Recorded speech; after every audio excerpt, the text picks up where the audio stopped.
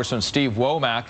Congressman Womack is a member of the House Financial Services Committee. So, Congressman, the subject that we were just talking about with my colleague there in London is something you're very, very familiar with. What have you heard in terms of how countries are reacting to the possibility of, again, the debt ceiling not being raised and a downgrade of the United States credit rating?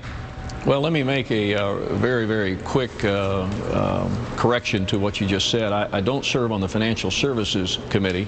I serve on the House Appropriations Committee, on which I sit on the Financial Services Subcommittee. So it is one of my three subcommittee assignments. But like a lot of people, you know, I'm paying attention to what's going on around the world, and I know that what's going on today and tomorrow and early next week in Washington is having an impact on decision-making all across the world, as it is right here at home. As you voted for, again, the Boehner bill that passed yesterday, did Speaker Boehner approach you? Did he give you any sort of pressure or any suggestions as you went up to that point to vote? Speaker Boehner didn't have to pressure me at all. I was a co-sponsor of the cut, cap, and balance legislation that we passed a couple of weeks ago, and I was with the Speaker on the new plan, the Boehner plan, the Budget Control Act, as was originally drafted from Jump Street. And so, look, I'm like a lot of people across America. I want to see something done, and I think our conference has done a credible job in presenting not one but two pieces of legislation that we've passed through the House on which the Senate can act, and we can send to the President's desk for his signature and put this issue behind us. Congressman, there were some 22 congressmen who did not vote for that. What was their thought?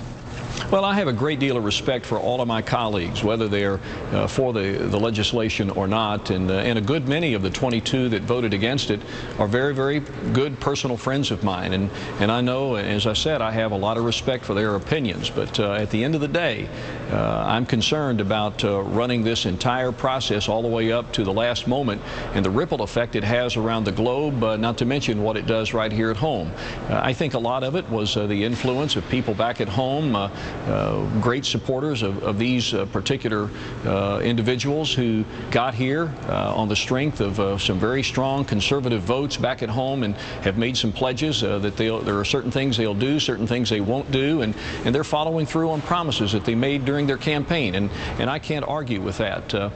But again, I think at some point in time we're going to have to recognize that the sands in the hourglass are running away from us. The country's economy is burning while we're fiddling, and we have to get something across the finish line that will bring closure to the current issue. Congressman Pat Buchanan, you may have heard him say this about 5-10 minutes ago. He said there's one scenario where McConnell works with Reid, they send a bill back over to the House, and that leaves Speaker Boehner with the question of, does he still bring along the Tea Party supported congressman, or does he reach across the aisle? What's your thought? Well, it's hard to say. I'll kind of trust the leadership of our conference to make those decisions. I'm not negotiating. I'm not at the negotiating table with them.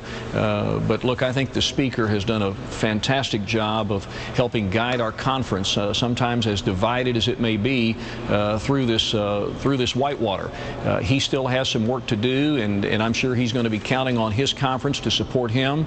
And if we have to reach across the aisle at the 11th hour to put something on the desk that can get a presidential signature, then we'll evaluate that particular plan at the moment it's crafted. But right now, we've got two plans sitting on the desk over there that have become nothing more than table dressing, and finally the Senate's waking up from its slumber and appears ready to do something. It's just that the bill that we've got before us that I'll be voting on here in the next few minutes is a non-starter because it takes too many things away that are litmus tests for me and much of my conference. All right. Thank you so much for all of your help in understanding what is happening there in Capitol Hill.